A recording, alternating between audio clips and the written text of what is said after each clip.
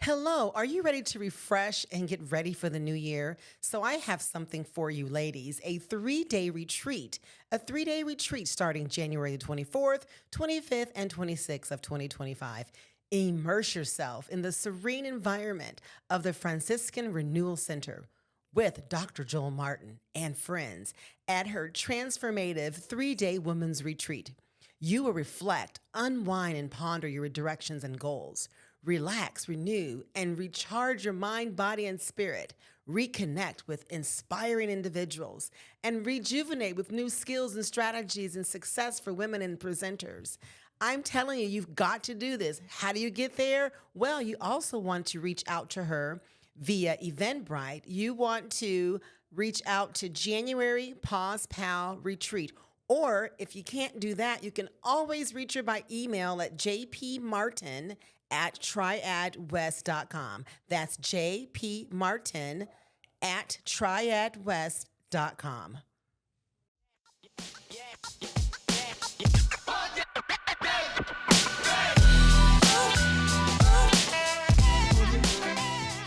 Hello, and welcome all of my podcasters to Crystal Clear Moments, my podcast, which is hosted by me, Crystal Blackwell. I am here today with a very special guest, and I just met, so I'm going to get to know her along the same time as you're going to get to know her. So we're going to be getting to know a person that I connected on a spiritual space, which is interesting because that doesn't happen often. I mean, people say we vibe or we connect, but I think we connected just instantly. And I think she felt that too. We almost became, you know how you meet someone and you just want to touch them? You become touchy-feely because of the fact that of the connection that we have. Like our spirits are like puzzle pieces. I felt like they really combined. I met Maria Muldanado. I'm sure I'm killing that. You're right. Am I doing Perfect. okay? Yep. So we're gonna call Anna is what we're gonna address. My special guest today. I met her. We both were like special guests, did like a special 10-minute feature at the Positively Powerful conference that was led by Dr. Joel Martin, which is friends of both of ours. She's a powerhouse. We love her. And she's going to be a podcast guest soon. So stay tuned for her episode, which is coming up. That you all are going to love. But anyways, we both did like 10-minute segments, and right afterwards, we just instantly connected. And our connector, and you'll find out more about it once I read her bio and we spend some time talking, is really about civil justice. I mean, that's the root of it, and being an activist and playing that within our space in this 21st century game of activism. I've been a woman of color that's an activist. So let me go ahead and share Anna's bio, and then we're going to just dive into her crystal clear moments. Anna is the principal and lead consultant at Marketplace Phoenix. She's a serial entrepreneur. I love to hear more about that, with a passion for business development, strategic partnership, intersection, healthcare, and social services. What I really love is that she's passionate about serving vulnerable populations and innovative. And we hear a lot about innovation and being creative, but that's where you serve, yet culturally and historically effective through grassroots and collaborative public-private partnerships, creating what she coins as communities of care. I love that. We're going to talk about the communities of care and what was your crystal clear moment around communities of care. She's also acknowledges the society as a whole. This part of your bio stood out to me. You guys, it's beefy. I want you guys to walk with me as I walk through this, and I'm going to read it to you, but this really stood out to me. Anna acknowledges that society as a whole neglects the genius of large portions of human capital through marginalization, inability to sustainability, addresses vulnerabilities, and overlooking the development of these and values of these segments in our communities. missing out on contributions that solve and improve many of our current day environmental, economic, societal issues that continue to hold us from our full potential. That is a Thanksgiving meal of a statement there. I tell you, that is so much going on. I read that over and over again. That is so powerful. It's just so much to that, and we're going to talk more about that too. Of course, she's trained, she's credible. She's, again, civil justice activist. Something else you and I have in common. I have a BA in psychology as well. So people matter. The way people think is important to us. Absolutely. We probably use that skill every day. She's a mom of 5 kids. Now that I didn't know. Wow, 5 kids. She's married to an amazing man. She's on several boards. You guys, let me welcome Anna to the Crystal Clear Moments family. So thank you for being here. I appreciate that. Thank you. I'm honored. Thank you. You bet. You bet. So I want to just jump right into this communities of care. What was your crystal clear moment that there was a community that needed to be cared for? Yeah, that's a great question. I think, I come from one. I come from a community that needs to be cared for. I come from a lineage of women who cared for each other and their neighbors and paid attention. Then I come from directly a mother who was educated then and how do you do this better and how do you do it more efficiently and effectively? Because she was that oldest daughter that had to do a lot of the navigating and the work and the translation and the simplifying of situation, not only for her own family, but then for neighbors. Because when you get good at it, then our mama and our aunties say, oh, I have somebody else I need for you to help. Yes. And so really, I was just raised in that environment, and it runs in my blood. It's in my lineage. And knowing that, community has need that may rear its head that's immediate.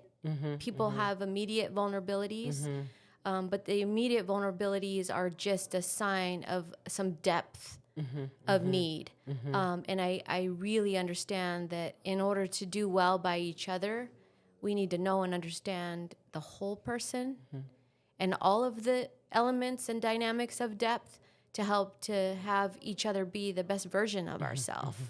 And I think I landed in a space, luckily enough, that was healthcare, managed care. That's my corporate upbringing and my corporate training. I was lucky enough to be brought up by physicians who owned the health plan. So it was a large enough business to have substantial play, but boutique-y enough and self-run for me to get a good understanding of the entire business. And sit at the table to hear dialogue that was even outside of my scope to understand how everything connected. Right.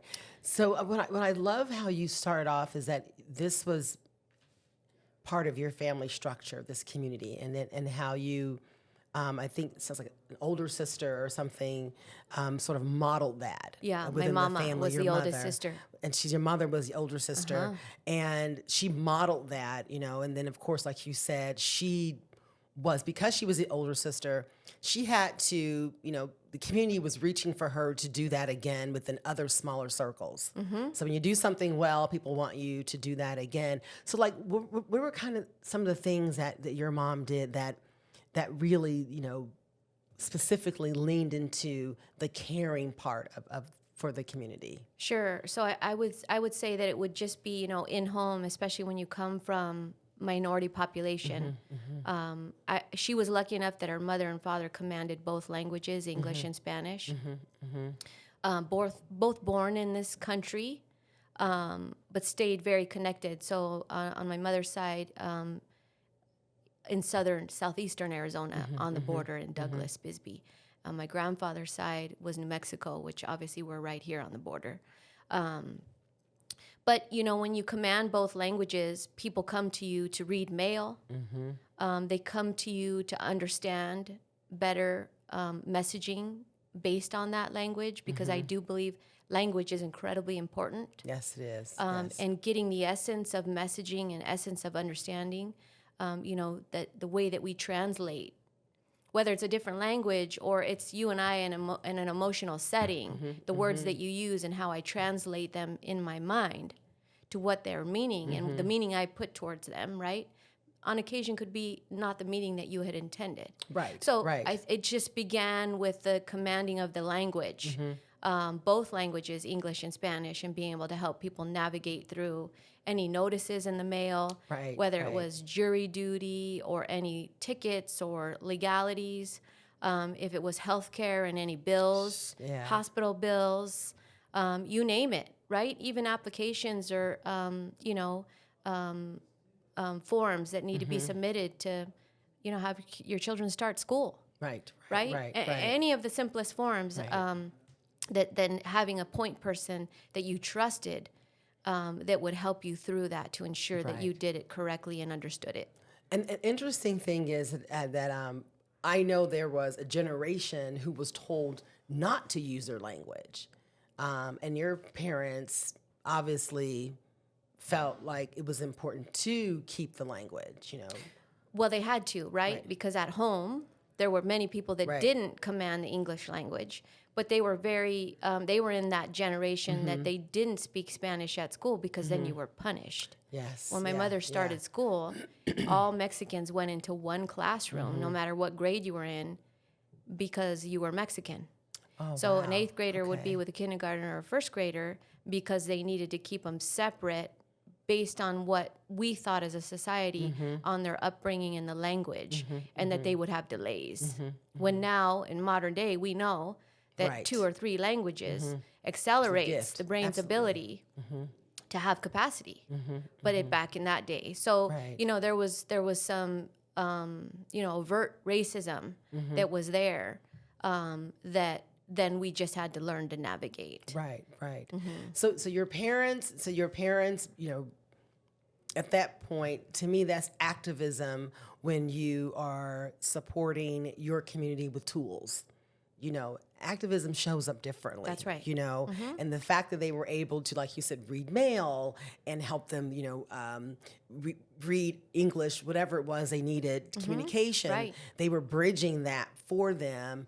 And you were watching this. You were watching this. So how did that show up for you and in like your school setting? Like when did you start to become an activist? Do you have something you can recall, a crystal clear moment, like maybe in school, something you stood for, a situation that maybe happened that stands out with you? I think back to Montessori preschool, and I think part of it for me is my spirit, as well as what's learned around me. But I was just born with a keen eye to stick next to people who needed additional help. And that help might have been that they maybe just needed companionship or friendship, and I had an intuition or sensibility that they were vulnerable, or those vulnerabilities might have been picked up because they were handicapped, because the school that I went to, the Montessori, was in South Phoenix, specifically for children of color, with the Montessori concept, which is something That's unique, just that coming together. right. Yeah. So it was mostly children of color, black and brown, but then we also had a few children that were Anglo but handicapped, which to me, now that you ask me, I didn't put 2 and 2 together, but it was probably because there wasn't necessarily a space for them, Right, right. other than with the community that welcomes them, because they might be Absolutely. not different, but fitting, right, to the right. concept that was Right. trying to be created with that Right. Montessori. Right. So here these kids were probably found a place that was inclusive That's for right. them and That's right. safe. That's right. Which was outside of their own communities. Sure. And they found a safe space. Sure. But then here it is a Montessori school, which their concepts are different just in general from the norm public school system. Sure. And then black and brown kids. That's right. So that That's in right. itself. And my yeah. spirit, for whatever reason, Yeah. intuitively can always pick out somebody that I feel like needs to have companionship or a friend or somebody to stick by them. And I just do. And on some occasions in my life, that's not played well for me. It's gotten me into a little bit of Oh trouble. boy, I bet I can relate to that. Yes, But yeah. and I and my mom used to say, I don't know what it is about you, but she did know what it was about me because I was her and she was my mother. And Yes. she just had wisdom under her belt to be able to forgo some situations to say Right. that's probably not a good situation. So I'm And going to we let had the it go. fight. We That's had right. this, had the, I don't know. You still, Anna, you still have fight in you, girl. Oh, I I don't do. know. I do. I Yes. see it, girl. I still see that fight in you, and we need that. We need that fuel. So I love how you shared. How you were able to identify where these were kids who were considered outsiders, but how they were embraced in this safe, warm space, and how you felt really protective. Sure. From what I'm hearing of people who were vulnerable. Right. And I think as that evolved, it's really my desire, my mission, and my passion in life is with anybody that I encounter, no matter what the setting, is that I help to support them to be the best version of themselves. Have you ever found yourself in a situation where you felt vulnerable, that you were Absolutely. them? Absolutely. Yeah, Absolutely. And I'm very blessed that I have a great network, a really great network of people that I can draw on, lean into. But I also have been very blessed that it constantly keeps coming my way, that it crossed my path. So here we are. And things don't happen by accident. Right. That's right. That's So I have a lot of faith in knowing that I do the right thing for the right reason, and I'm following the path of my calling, and I know everything else will just come together, and I need to just lean into it, go with it. When did you know that you were in a vulnerable space? Like, what happened for you to say, okay, I'm those two kids who were in the Montessori schools who were handicapped. They were vulnerable. Now I'm that person. Like, what happened, and when did you know that?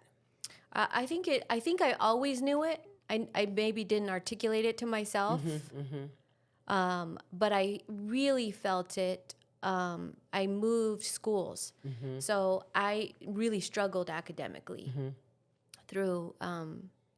First, second, I started out in the Montessori and did great, and then went into traditional school, That's which a was tough transition there. very tough transition, Yes, yeah. right? And so struggled academically, and started in public school. And I started in public school in the neighborhood where my mother and my aunts were raised, and close to my mama's baby sister, with all my cousins. And I just struggled, and I struggled, and I struggled. And I think it was at the end of third grade, starting fourth grade, my mom decided that she would move me. And I think she moved me for various reasons. One, academically, I was struggling. So she felt like maybe I needed more one-on-one attention. And then secondly, she moved me because I think in a family setting where we come from, I'm going to call it what it is, a lack of education, a lack of knowledge and awareness, and sometimes being stuck in a space Right. that my mom had vision past. And where she got her vision and her strength, I have no idea, but she had it. And she said, we need to separate. I can't have my child raised in this sort of closed-minded environment that we're not going to repeat generational traumas. Moved me to then a private Catholic school. And I recognized there I was different, but I also have felt different because I struggled academically. And that's where I really felt like, and I did okay. I struggled through that all the way through 8th grade. And I made friends, and I fit in the best that I could. And I think I was okay. I wasn't miserable. But at 8th grade, deciding between high schools, I really leaned into where I was similar, people of color, more working class. The financial differentiator wasn't so extreme. Right. Still a private and Catholic school, but I knew that I was different, and somehow intuitively, I think I also knew that I needed to be around the nourishment of people like me, because I think that gave me a whole lot more confidence to be able then to graduate out of that and go back into let's say, a general market setting and feel good Right, about right, me right. and who I am and where I come from. So you said something, excuse me, that I think we hear it a lot, but you gave an example of how representation and being alike is really good for self-esteem. Yes. We've all been the only, and I mean, we can navigate being the only woman, only person of color, only, maybe only person with this particular religion. I mean, we've all fit into an only space, and we know how to tread water. But it's something different when you're around people that are like you, that can give you self-esteem and confidence in yourself, and make you feel less vulnerable. Right. And that's a really feel good space. So I get the sense in that area of your life, that season, that's how you felt. Like I feel pretty good about me. I feel pretty good. I feel I safe loved to it. be myself. I loved it. Yeah. I loved every minute of it. Yeah, and that now. As an adult, do you ever tap back into that space? I do, but it's generally, it's not necessarily, it doesn't look and feel the same, obviously, right? But I do, because I have, friends from that space. I'm born and raised in Phoenix. I'm a native Phoenician. And a lot of times people say, oh, you're one of the only. But when you are, all the others. Yeah, you do. You're like your own community. That's right. Yeah. That's right. So I have a lot of family friends that also went to that same high school. So there's a lot of deep connection that I have that I can tap into. Yeah, my sons are Phoenicians. Okay. Yeah. So now when people say, you're the only, I'm like, well, I don't know. There's two more. There's my kids. They're here, and they love it. I mean, that's all they know. Right. So they can relate to that, and they're Sure. living that now. Like their community is schools, Right. And their community looks different than my community even look Right. like me moving Right. here from the Midwest. So Okay. so I definitely can see that, and I see how they tap into the community. Yeah. And it is still a very small number of people who are from here. That's right. I always say to people, Phoenix is a big city, but it's a small town, especially when you're born and raised. Yeah, small town. That's right. But I'm finding people are becoming more proud of that, because of Arizona being so unique. Right. And there's so many levels of Right. uniqueness, and a lot of it is good unique. Yeah, a lot of us. we have both. Yeah, we have both. We got both, but we have some good stuff We too. do. That We I do. feel like we're going in the good direction, slowly. Absolutely. You know what I mean? If we take a Yes. step back of everyone else, I feel like we're actually going in a little different direction than a lot of other states in the union. Yeah. Under the radar, which is typically how Arizona is always under the radar until something happens and. Right. we're And that's a front great news. observation. I think that's Yeah. the way to think about it. But that's a whole nother conversation It in is. itself. It totally is. It really is. So I have another crystal clear moment question for you. So what was, share a crystal clear moment when you felt like you really made true impact, as your marketplace Phoenix. So that's where you currently, and tell us a little bit about Marketplace Phoenix. Give us some background on that. Sure. So Marketplace Phoenix, consulting firm, LLC. I'm the majority owner, the principal, in partnership with my husband. And we intersect in sort of economic development and bettering community. He has his level of expertise, but my level of expertise is in community health.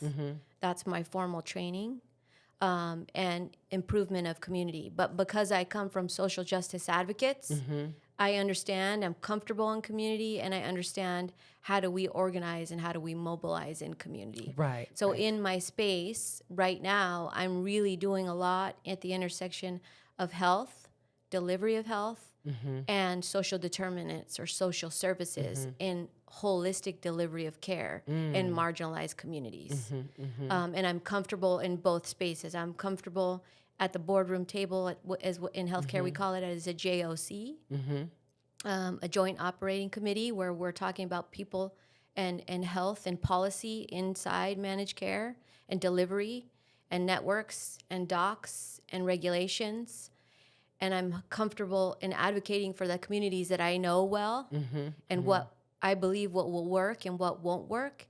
And I'm also just as comfortable going door to door in community to mobilize around or in a specific action that's needed. So And you represent the vulnerable communities. that's right. So define that for people who Sure. don't even know what that really means. Okay, so vulnerability comes in all shapes and forms, and we all have it, right? Right. And one thing that I give an example on that we will all have is aging, God willing. Got it. Aging I say is a that too. vulnerability, right? And the Yeah. older we get, the more potential need or assistance we may need.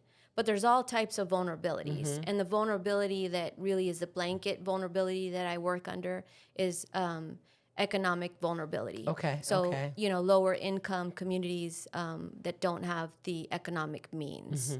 So really in the space of Medicaid, delivery systems. Okay. So that's the vulnerability that is my sweet spot. If you make sense, if that makes sense. So if we're blessed to get older, we're going to fall into that category. Limitations. If we like it or not. Right. It's interesting you say that because when I do my training, my DE&I training, often my audience is different, right? I'm in corporate spaces, and oftentimes I'll get around a particular segment who really feels like this has nothing to do with them. Right. Because they just see DE&I Right. just as color, race, not even really social economics. They haven't even gotten even that far. It's more right. color, race, and gender. Gender becomes maybe the third on the top three, but they never think about age. So when I do go to, and everyone is, kind of agreeing, and I have this certain group that's looking at me like, why are you here? Stop talking about it. When I talk about age, I see their faces change. Like, wow, I'm part of that. Yeah, you may be, some of them are already there now. Yeah. Like, you're already, buddy, you're already part of this. Or knocking at the door, or, pray to God that you're going to get God there. willing, we're all getting right. So it's like, so you may want to pay attention, because this conversation is for you. And I've had people give me feedback at the end and said, I never ever thought that talking about diversity, equity, inclusion, and belonging even related to me until you talked about age. That's right. Even though other boxes were checked, that was a box that got their attention. That's right. So that's the area that you lean in. Well, and I use that as an example because it gets people's attention. It does. And it's messaging, right? So how do you bring this to reality for most so that it makes sense? Right. And that's one that wakes everybody up. So you said something that I thought was is personal interest to me, and a lot of people that I connect with this holistic approach to health. And you mentioned that with the vulnerable community, which is in your space, you're focusing on social economics. That's right. So how are we bringing? Because I do believe that is an area that we really can bring some value to. But I do also know that a lot of physicians and hospitals and doctors, it's still not a popular word they're warming up to. We're making baby strides, but I don't know. You help me. No, absolutely. It's hard to understand conceptually, especially if you don't come from that struggle. Right. If you don't understand the day-to-day hustle of being poor. Right. And what that looks like and what that means and how we prioritize levels of importance. Right. They don't understand. So that, if their calling is health and prevention and getting people into the doctor for preventative care, because right now in this country we're struggling financially with getting it under control. The cost of healthcare is exorbitant, and we can't continue at the pace that we're at. So we've got to be preventative. We have to. Yes. And so if I'm worried about paying the rent and putting food on the table and driving kids around, I don't pay attention to getting anybody in, especially if I'm in and out of coverage. Because let's say I'm working a job that doesn't give me coverage, but sometimes I make too much to get onto Medicaid. Right. But then I'm at a certain point that I then do qualify, because people are dynamic and they're mobile.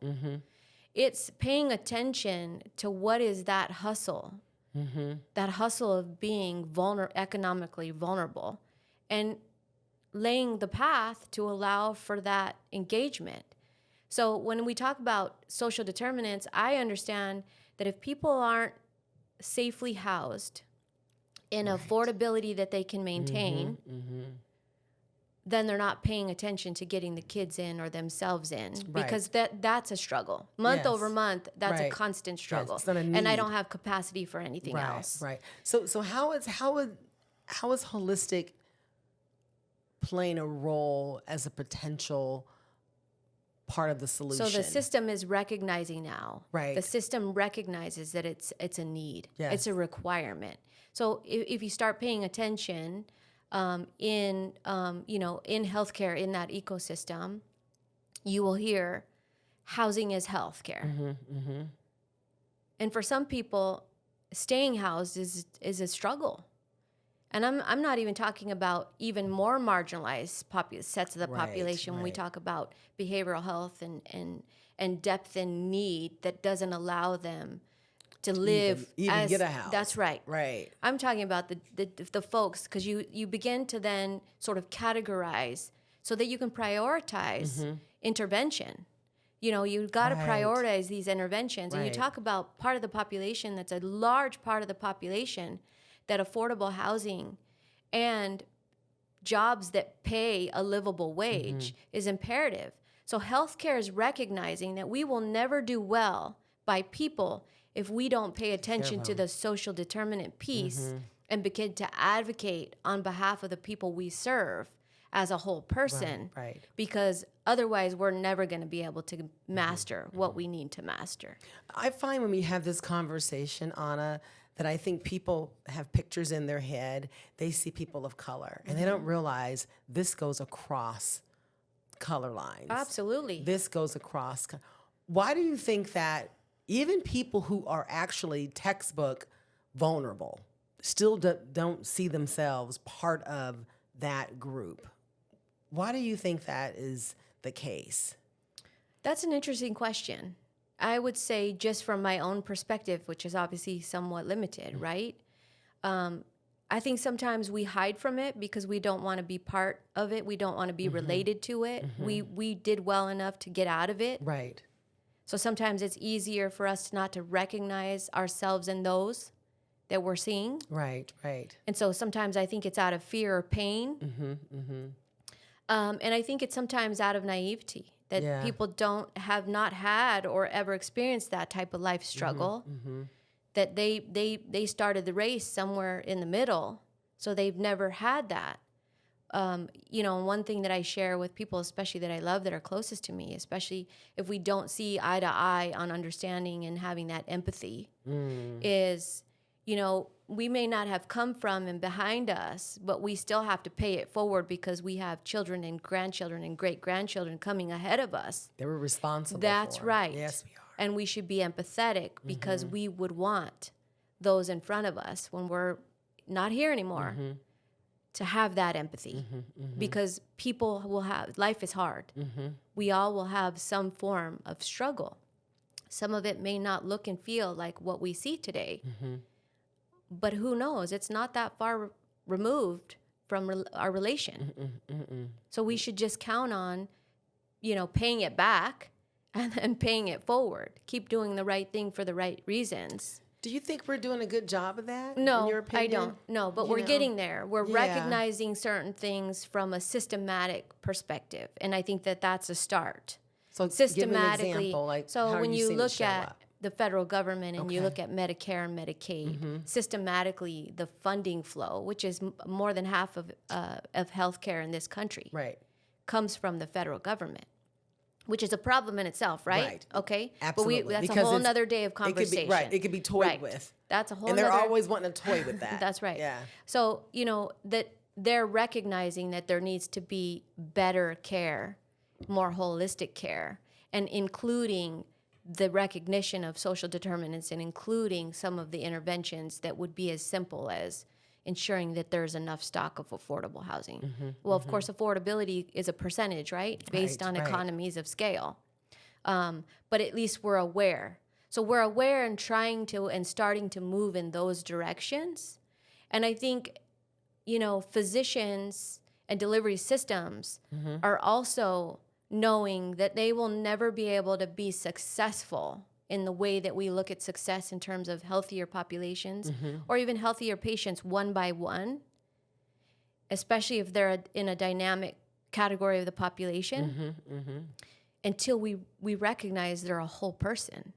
So we've included behavioral health also. That's one of the biggest pieces, right? So I'm talking about social determinants, but we now have included behavioral health as part of health delivery, not as a sidebar one-off and the methodologies being different and payment, because all you have to do is follow the money.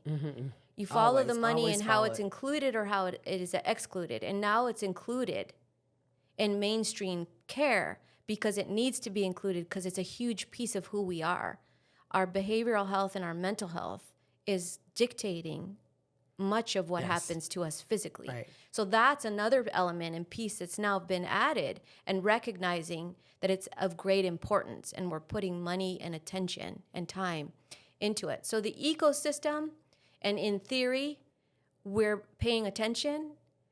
Now it's a matter of just functionalizing it and operationalizing it and getting everybody sort of marching to the same beat.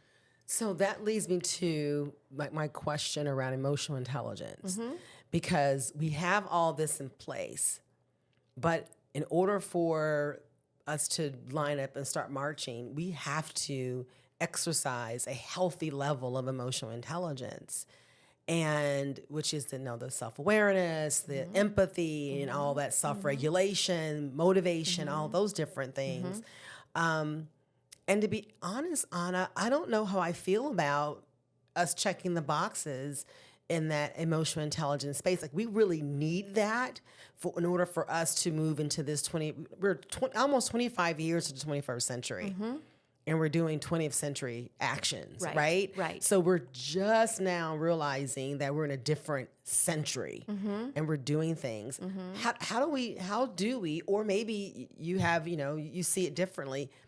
How do we raise the awareness and deepen the education and internalizing what emotional intelligence is so that we can walk out and into those initiatives? Yeah, and I think it's right now it's one-off. It's one by one by one by one. And I think it's a system that has very intuitive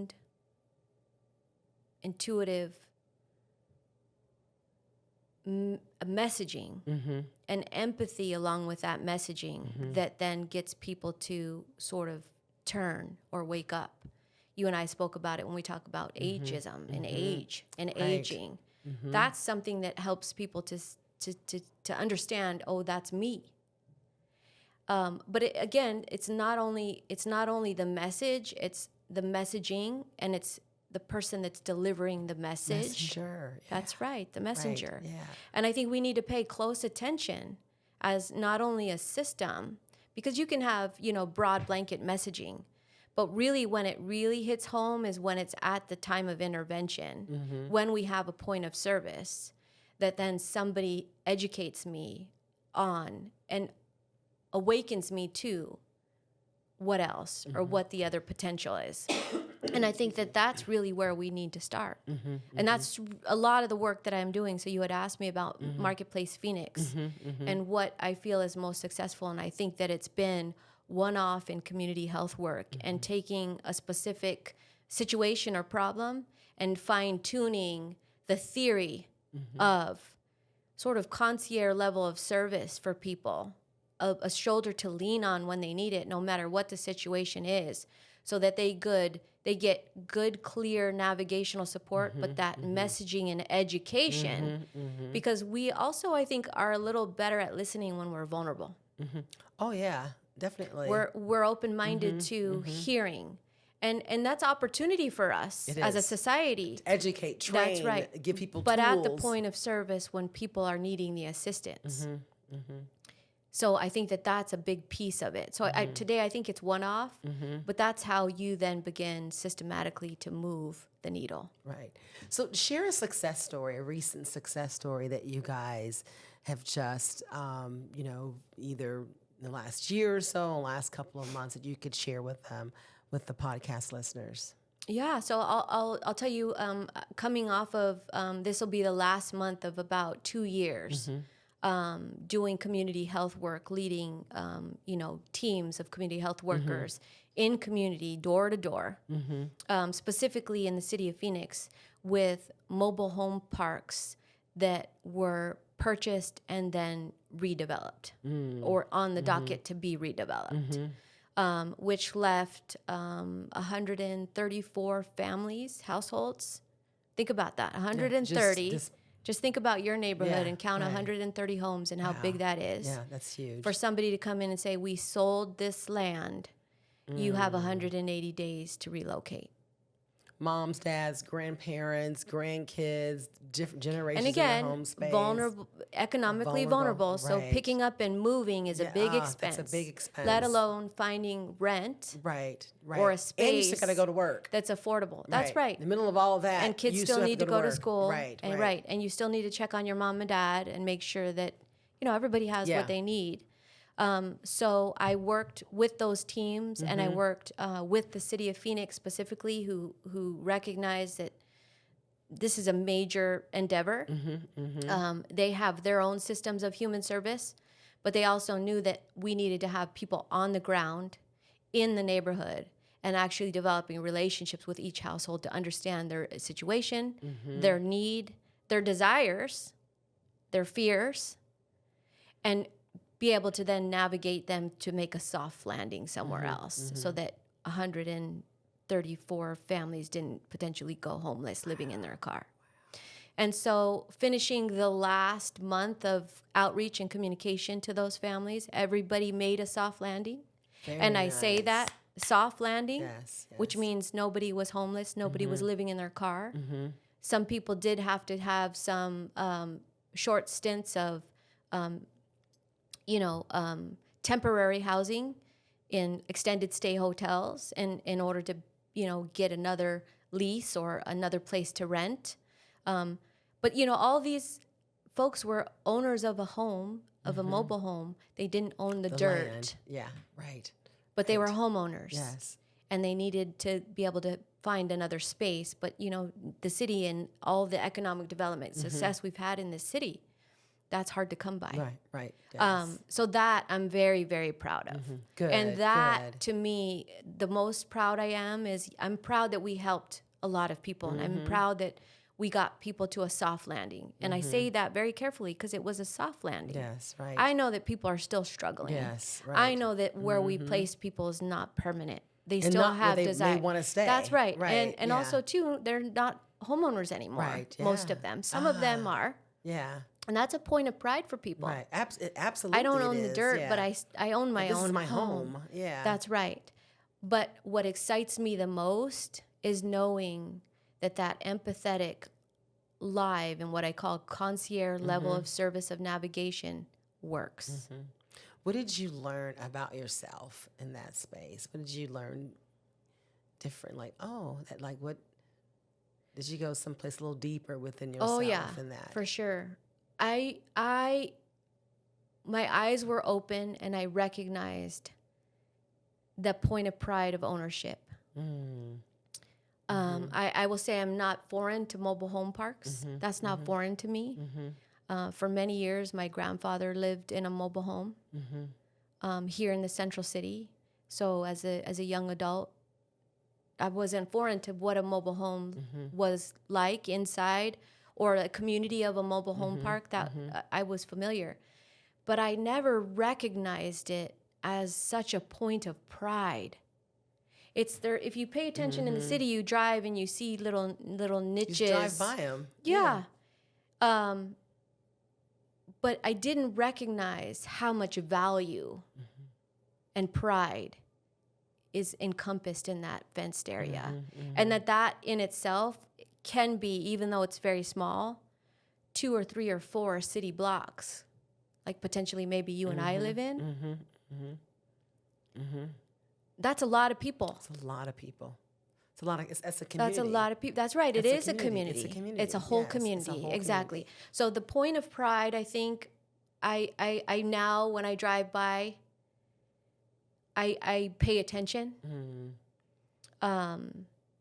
The other piece was that many of the folks that we supported some retired, some because of age and affordability. But many held jobs that, they're self-employed.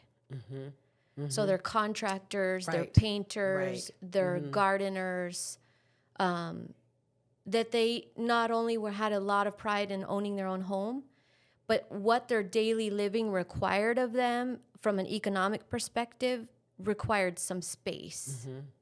And we took many people that said to me and said to our team, I can't go to an apartment. What am I going to do with all my equipment and my trucks and my stuff? Where do we put that? Right. Absolutely. Yes. So, My tools, tiny housing with some space around it. And if you think about it, the other piece that I learned is mobile home living is an organic affordability that we've created for ourselves. We didn't ask the government to help us. It just has come about based on affordability and based on a need that people would see. They see, I can have a small space, but I'd like a little room around me. I'd like, I want to live in a smaller community where I know a lot of my neighbors. If you think about it, organically that occurred on its own and is fitting a need of affordability to this city and across the nation. That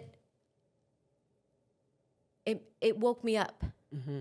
It woke me up to understanding and knowing the importance of inclusion of community and learning from community of why and how in order to have solution is imperative. Right. Because we cannot solution on our own for a community. Community has to be a part of that so that we understand the dynamics of the how and the why. And calling it a community. Like it is a community, identifying it. I love how you said that. That I think activist work opens up your eyes because you're right there eye to eye with whatever that situation is, and most people aren't comfortable being eye to eye with things that are different or uncomfortable or things that we have maybe passed through. As a kid, we saw it, we did it, but now we're not there anymore. Right. So then we find ourselves back in that space. I know I grew up in an apartment building. I didn't grow up in a home. So when I see families in apartment living, I get that. It's a community. Your friends or the other kids in the apartment building. Right. The shared space is the laundry room, and that's where, you did your laundry, and it was a community. And, I was talking with my sons who were blessed to grow up in a home, have no concept. Right. So one of them made a comment, and I was like, whoa, that's their home. Remember, Mom grew up in an apartment building. That was my home. I didn't think of it as apartment style living. I thought of it as my house. And this is my community. And I think just staying tapped into the community is what everyone has a community. It's not what you think. It's what comes together. Right. Forms a community. Right. And just staying awake to it. And being open to it, even if it's something you've never experienced. That's right. Experienced, which is another part of empathy, understanding others' space, and not letting that die out. I am concerned about how we are growing in the space of empathy. I think we all understand the definition. I just think that we struggle with really walking it out because empathy does not feel good all the time. No, it doesn't. And we're obsessed with feeling good.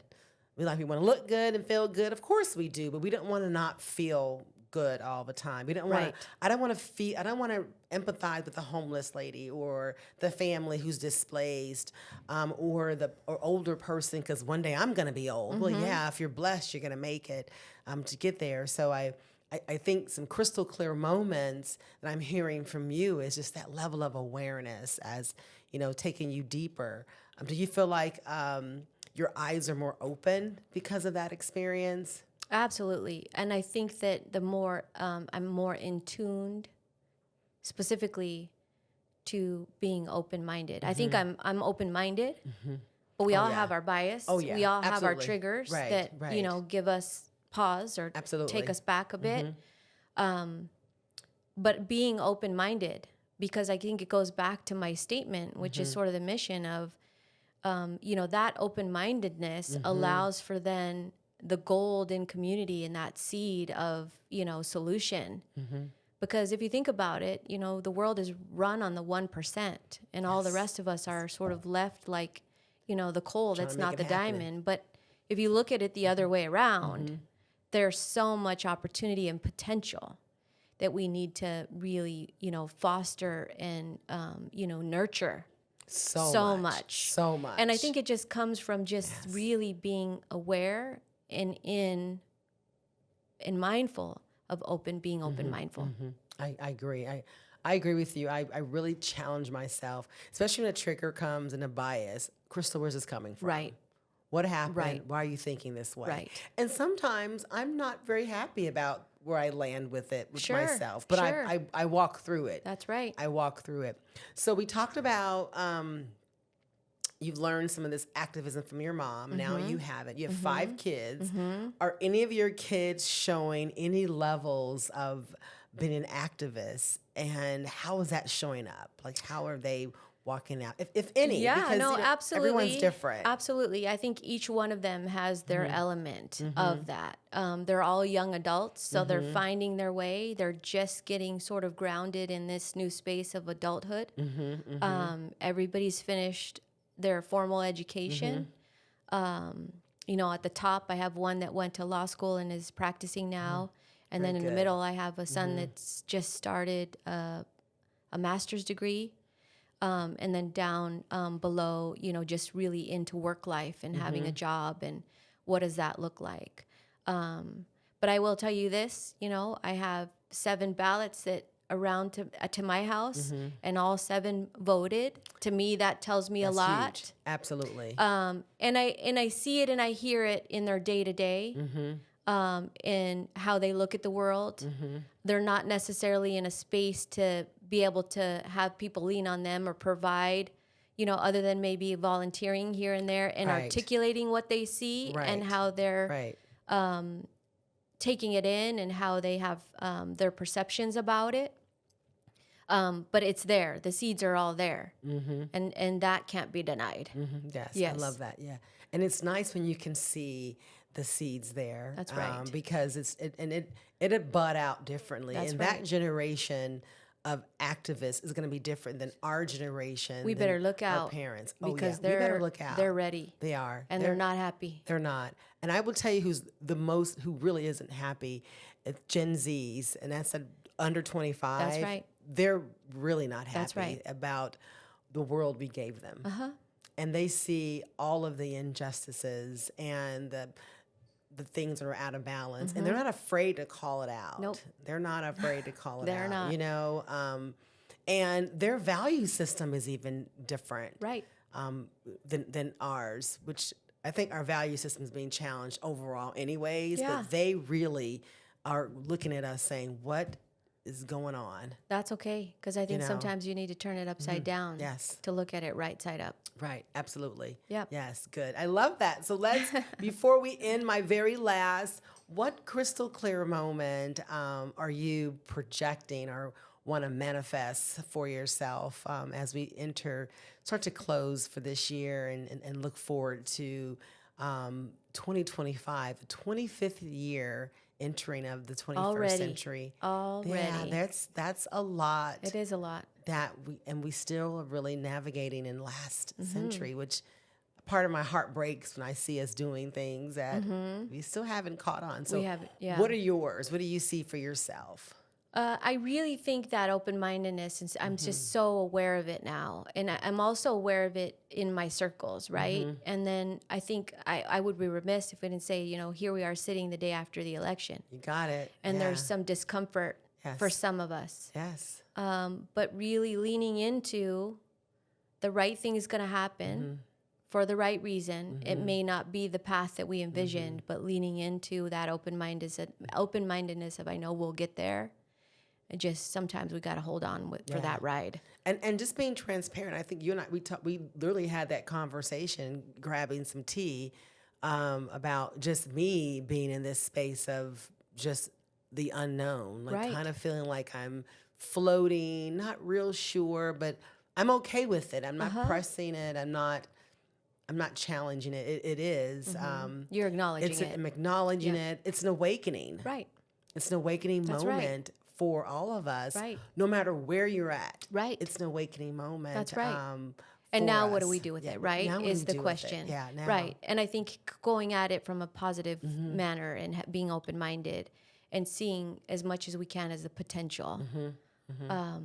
You know, even though sometimes the days are dark and it's hard, but constantly, you know, being the model of, you know, there's always opportunity and there's always potential. It's just on how do we go about it. Right. Yes.